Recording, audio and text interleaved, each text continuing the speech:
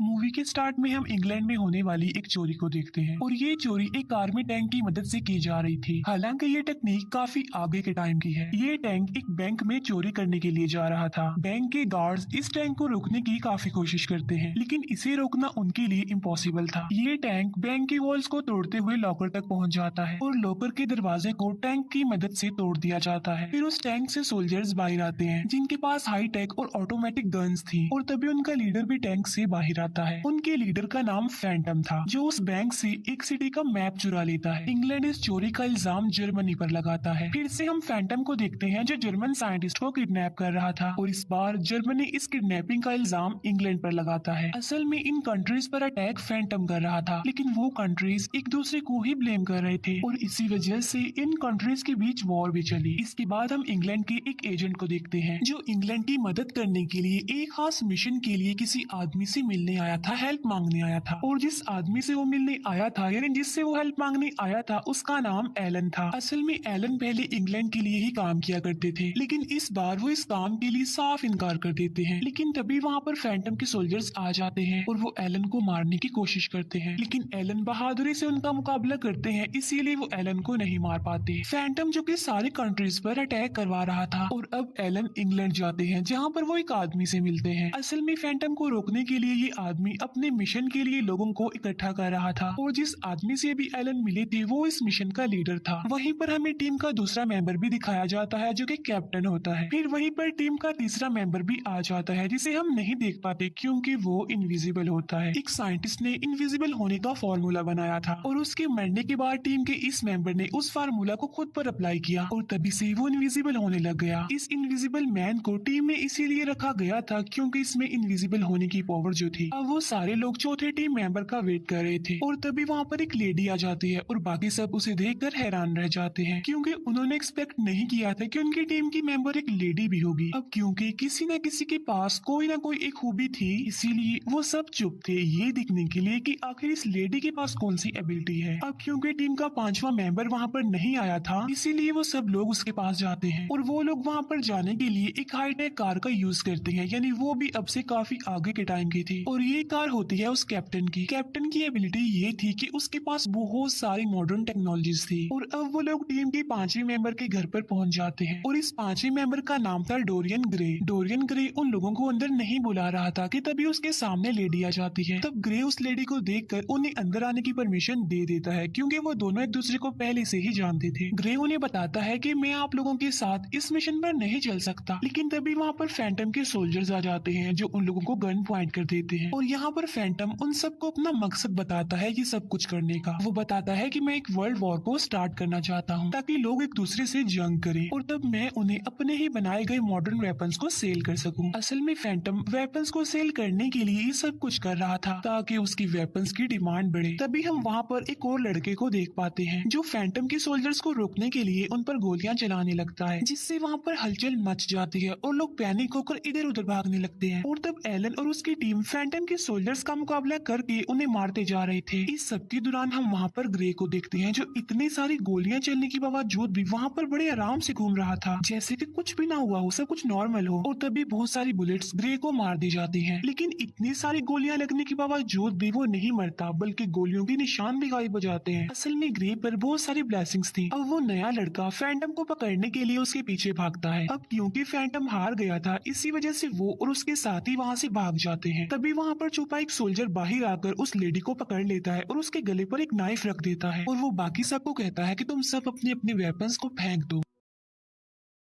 ये सुनकर वो सारे लोग ऐसा ही करते हैं, अपने अपने वेपन्स फेंक देते हैं। लेकिन तभी वो लेडी मुड़कर उस सोल्जर को काट कर उसका खून पीने लगती है और उसे मार डालती है। यहाँ पर हम ये जान पाते हैं कि ये लेडी इंसान की शक्ल में एक वेम्पायर है और वो लोग अब से पहले ये बात नहीं जानते थे कि इस लेडी की एबिलिटी ये है कि वो एक वेम्पायर है और उस लेडी की इस खूबी की वजह से वो सब काफी हैरान होते हैं। फिर एलन उस नए लड़के से पूछता है कि तुम कौन हो और यहाँ पर किस लिए आए हो, जिस पर वो लड़का कहता है कि मैं लंदन से आया एक एजेंट हूँ। एलन अब इस एजेंट को भी अपनी टीम में शामिल कर लेते हैं और अब वो सारे लोग अपनी टीम के आखिरी मेंबर को लेने के लिए जा रहे होते हैं और वो लोग कैप्टन की काफी बड़े और मॉडर्न शिप के थ्रू वहाँ पर जा रहे थे। इसके बाद हम एक मॉन्स्टर जैसे इंसान को देखते हैं जो कि भाग रहा था क्योंकि एलन और वो एजेंट उसे पकड़ने की कोशिश कर रहे थे, क्योंकि ये मॉन्स्टर जैसा इंसान ही उनकी टीम का आखिरी मेंबर था। फिर वो उसे एक जाल में फंसाकर शिप में ले जाते हैं। तब शिप में बैठे बाकी लोग उससे डरने लगते हैं। तभी एलन उस मॉन्स्टर जैसे इंसान के सामने एक डील रखता है कि अगर तुम हमारी मिशन में हमारा साथ दोगे तो हम वापिस तुम्हें तुम्हारे घर भिजवा देंगे और तुम पर लगे सारे क्राइम्स के इल्जाम को खत्म भी करवा देंगे। और अब वो मॉन्स्टर जैसा इंसान अपना रूप बदल कर इंसान बन जाता है। असल में उसके पास एक ऐसा फार्मूला था जिसे पीने के बाद वो कुछ टाइम के लिए अपना रूप बदल सकता है। और अब उनकी टीम में 7 लोग हो गए थे, यानी उनकी टीम अब कंप्लीट हो गई थी। और अब उन्हें फैंटम के अगले अटैक को रोकना था, क्योंकि वो जानते थे कि फैंटम अपना अगला अटैक पानी पर बनी एक सिटी पर करेगा और इसी सिटी को डिस्ट्रॉय करने के लिए फैंटम ने मूवी के स्टार्ट में उस सिटी का मैप चुराया था उस बैंक से। इसके बाद एलन और उसकी टीम तेजी से उस सिटी की तरफ बढ़ने लगते हैं। तभी शिप के कैप्टन रूम से थोड़ा सा गन पाउडर मिलता है। फिर हम एलन को देखते हैं जो शिप से एक बॉल को काफी माइल्स दूर फेंक कर निशाना लगाते हैं। एलन इस काम में एक्सपर्ट थे, हालांकि ऐसा करना काफी मुश्किल था। और अब एलन अपनी टीम के उस मेंबर यानी एजेंट को ऐसा करने के लिए बोलते हैं। वो उस एजेंट को कुछ माइल दूर गिरी बॉल पर निशाना लगाने के लिए कहते हैं, लेकिन वो एजेंट बगैर कुछ सोचे समझे निशाना लगा देता है, जिससे उसका निशाना छूट जाता है। फिर वो लेडी उस गन पाउडर को चेक कर रही थी जो कि कैप्टन रूम से मिला था और तभी वहाँ पर ग्रे भी आ जाता है। तब वो लेडी उसे बताती है कि ये पाउडर असल में कैमरा की फ्लैश से निकलता है। ऐसा लग रहा है कि जैसे कोई कैप्टन की आइडियाज उनकी साइंस को चुराना चाह रहा है कि वो हाईटेक चीजें कैसे बना लेते हैं। लेकिन ग्रे उस लेडी को बातों में उलझाने की कोशिश करता है ताकि वो इन बातों पर ज्यादा ध्यान ना दे। फिर हम उस मॉन्स्टर जैसे इंसान को देखते हैं जो अपने अंदर की मॉन्स्टर को कंट्रोल करने की कोशिश कर रहा था, लेकिन तभी वो अपने फार्मूला की बोतल्स को चेक करता है, जहाँ पर वो दिखता है कि फार्मूला की एक बोतल गायब है। फिर वो मॉन्स्टर जैसा इंसान सबको बताता है कि मेरी फार्मूला की एक बोतल मिसिंग है और मुझे लग रहा है कि वो उस इनविजिबल मैन ने चुराई है और वो इनविजिबल आदमी काफी देर से गायब है और हमें नजर भी नहीं आया। फिर ये लोग उसी सिटी में पहुंचते हैं जो कि पानी के ऊपर था, जहाँ पर फैंटम अटैक करने वाला था। वहाँ पर एक फेस्टिवल चल रहा था, इसीलिए उन्हें जल्द से जल्द फैंटम की लगाई गई बॉम्ब का पता लगवाना था। जैसे ये लोग अपने शिप से नीचे उतरते हैं तो वहाँ पर ब्लास्ट हो जाता है। अब क्योंकि ये सिटी पानी के ऊपर बनाया गया था, इसीलिए एक बिल्डिंग के टूटने की वजह से बाकी सारी बिल्डिंग्स भी टूटने लगती हैं। तब एलन कहते हैं कि अगर हम इस सिटी को बचाना चाहते हैं तो हमें उस बिल्डिंग को तोड़ना चाहिए जो कि टूट रही है, ताकि उसके साथ जुड़ी जितनी भी बिल्डिंग्स हैं वो ना टूट जाएं। फिर वो एजेंट कैप्टन की गाड़ी लेकर वहाँ पर आता है। तब एलन ग्रे और वो लेडी उस गाड़ी में बैठ जाते हैं और वो कैप्टन को कहते हैं कि तुम हमारी गाड़ी पर नजर रखना और हमारे इशारा करने पर मिसाइल फायर कर देना, जिससे वो बिल्डिंग टूट जाएगी और बाकी सारा सिटी डिस्ट्रॉय होने से बच जाएगा। और अब वो लोग गाड़ी के जरिए टूटी हुई बिल्डिंग की तरफ बढ़ रहे थे, लेकिन रास्ते में ही फैंटम के सोल्जर्स उन पर गोलियां चलाने लगते हैं और तब उन्हें रोकने के लिए ग्रे गाड़ी से उतर जाता है और उसके साथ साथ वो लेडी भी गाड़ी से उतर जाती है। यहाँ पर वो लेडी एलन और उस एजेंट के लिए रास्ते को साफ कर रही थी। फिर वो एजेंट टूटी हुई बिल्डिंग के पास पहुंचकर सिग्नल देता है, जिससे वो कैप्टन मिसाइल फायर कर देता है, जिससे वो बिल्डिंग टूट जाती है जो कि पहले से ही टूट रही थी और बाकी सारा शहर बच जाता है।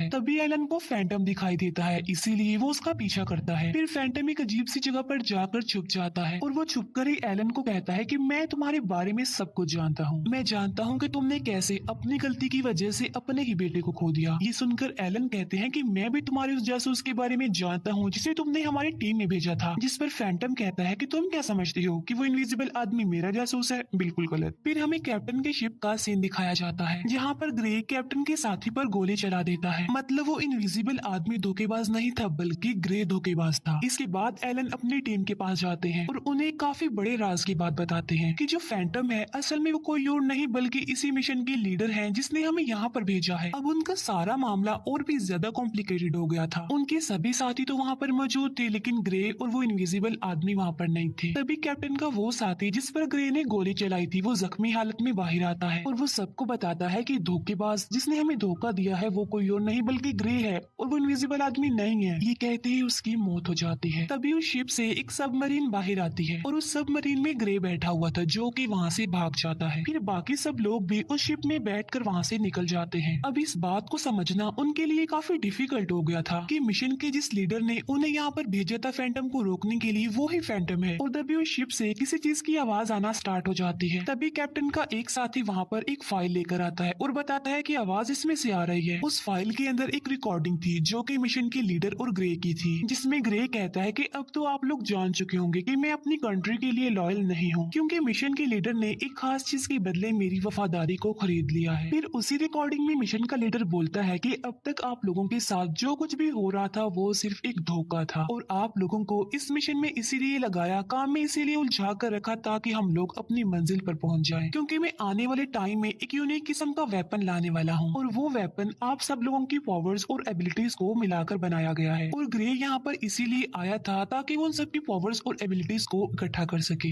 जैसे उस कैप्टन की मॉडर्न टेक्नोलॉजीज, उस लेडी की वैम्पायर होने की पावर्स, और इनविजिबल आदमी के गायब होने का राज, और उस मॉन्स्टर जैसे इंसान के मॉन्स्टर बनने का फार्मूला भी शामिल थे। और मैं इन सबको मिक्स करके एक वेपन बनाऊंगा, एक आर्मी बनाऊंगा जो आने वाले टाइम को बिल्कुल बदल कर रख देगी। फिर मिशन का लीडर उनसे कहता है कि आप सब लोग ये बात जरूर सोच रहे होंगे कि आखिर मैं ये बात आपको क्यों बता रहा हूँ, और आप तो मुझे रोकने की कोशिश भी करेंगे, लेकिन ऐसा नहीं हो सकता, आप मुझे नहीं रोक सकते, क्योंकि हमने आपके शिप में एक बॉम्ब लगाया हुआ है जो कि 10 सेकंड में फट जाएगा और तुम सब के सब इस शिप के साथ डूबने से मर जाओगे। और फिर 10 सेकंड के बाद उस शिप में ब्लास्ट हो जाता है, और शिप के जिस हिस्से में ब्लास्ट हुआ था वहाँ से पानी अंदर आने लगता है, जिस पर वो कैप्टन कहता है कि हमें शिप को डूबने से बचाने के लिए इसके आधे हिस्से को ब्लॉक करना होगा ताकि पानी पूरे शिप में ना भर जाए। वो लोग ये कोशिश कर रहे होते हैं कि तभी वहाँ पर वो मॉन्स्टर जैसा इंसान आ जाता है, और वो खुद अंदर कूद कर दरवाजे को बंद करने के लिए कहता है, और अंदर जाकर वो अपना फार्मूला पी लेता है, और ऐसा करने के बाद वो पानी बाहर निकालने वाले लीवर को खींच देता है, जिससे शिप का सारा पानी बाहर निकल जाता है और उन लोगों की जान बच जाती है। तभी कैप्टन का एक साथी बताता है कि हमें एक लोकेशन से सिग्नल मिल रहा है, और ये वो लोकेशन है जहाँ पर वो इनविजिबल आदमी है, और उस इनविजिबल आदमी का कहना है कि मैं ग्रे और उस मिशन के लीडर के शिप में छुपा हुआ हूँ, और वो इनविजिबल आदमी उन्हें ग्रे और मिशन के लीडर की लोकेशन भी बता देता है। फिर वो लोग अपनी शिप को रिपेयर करके इनविजिबल आदमी की बताई गई लोकेशन के लिए निकल पड़ते हैं, और थोड़ी देर के बाद वो सब लोग बर्फीली पहाड़ियों में पहुंच जाते हैं। अब क्योंकि वहाँ पर बर्फ होने की वजह से उन्हें पैदल ही आगे जाना पड़ना था। फिर उन लोगों को मिशन के लीडर की लोकेशन मिल जाती है। फिर वो लोग उस इनविजिबल आदमी का वेट करने लगते हैं, क्योंकि वो ही इस लोकेशन के बारे में सही सही जानता था। फिर थोड़ी देर गुजर जाने के बाद वहाँ पर वो इनविजिबल आदमी आ जाता है, और वो सबको बताता है कि मैं जानता हूँ कि शिप में आप लोगों को मुझ पर ही शक था, इसीलिए मुझे ये लगा कि मेरा गायब होना ही ठीक होगा।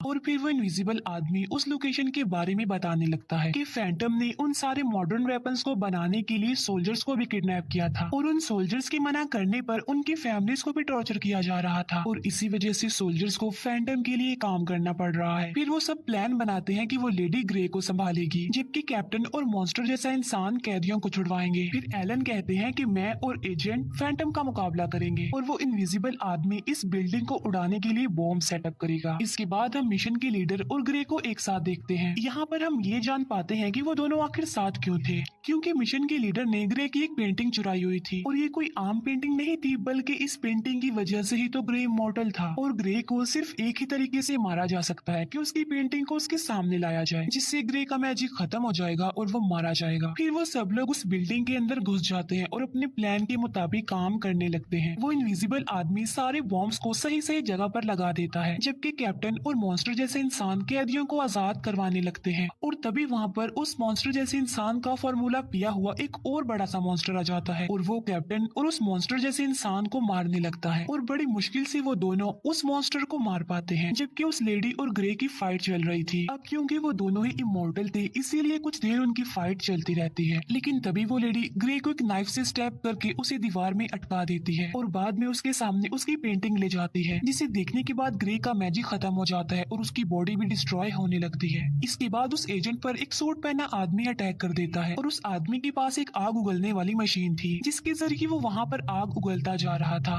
लेकिन तभी वहाँ पर इनविजिबल आदमी आ जाता है, और वो एजेंट को बचाने के लिए उस सूट पहने आदमी को डिस्ट्रैक्ट करने लगता है, जिसकी वजह से उस इनविजिबल आदमी की बॉडी पर भी आग लग जाती है। फिर वो एजेंट उस सूट पहने आदमी पर अटैक कर देता है, और ऐसा करने के बाद वो एजेंट वहाँ से चला जाता है। अब क्योंकि उस सूट पहने आदमी की बॉडी पर होल हो गया था, इसीलिए वो भी जलने से मर जाता है। एजेंट बाहर आकर देखता है कि इनविजिबल आदमी की पूरी बॉडी जल चुकी है और वो मर रहा है, और देखते ही देखते वो इनविजिबल आदमी भी मारा जाता है। फिर हम देखते हैं कि एलन और मिशन के लीडर की लड़ाई हो रही होती है, लेकिन मिशन का लीडर एलन को गोली मार देता है और ऐसा करने के बाद वो वहाँ से जंप लगाकर भाग जाता है। और इतनी ही देर में वहाँ पर एजेंट आ जाता है और एलन उस एजेंट को कहते हैं कि जल्दी से तुम इस मिशन के लीडर को शूट कर दो, जिस पर वो एजेंट कहता है कि ये मुझसे नहीं होगा क्योंकि वो काफी दूर जा चुका है। लेकिन एलन की बात मानकर वो बहुत ध्यान लगाकर शूट कर देता है, जिससे मिशन का वो लीडर भी वहीं पर ही मर जाता है। और फिर देखने पर उसे पता चलता है कि एलन भी अब मर चुके हैं। फिर वो लोग सारे कैदियों को उस बिल्डिंग से बाहर निकाल कर उस बिल्डिंग को ब्लास्ट कर देते हैं। इस मिशन में उनके 2 सीनियर लोग मारे जा चुके थे। फिर वो लोग कैप्टन की शिप के जरिए पूरी दुनिया को एक्सप्लोर करने के लिए चले जाते हैं, क्योंकि इतने दिनों से अभी तक वो छुप कर ही रह रहे थे, लेकिन अब वो आजाद रहेंगे। और यहीं पर इस मूवी का दी एंड हो जाता है। Thank you for watching.